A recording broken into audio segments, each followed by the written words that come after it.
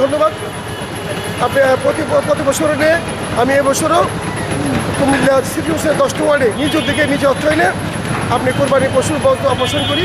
সকাল 9টার সময় আমি মাঠে নেমে পড়ি। আমার 100 শ্রমিক, পাশাপাশি 15টি পিকআপ ভ্যান গাড়ি সহ প্রায় 3000 বস্তা নিয়ে আমি 10টি ওয়ার্ডে এই পরিষ্কার পরিচ্ছন্ন বর্জ্য কোরবানি পশুর বর্জ্য অপসারণ করি।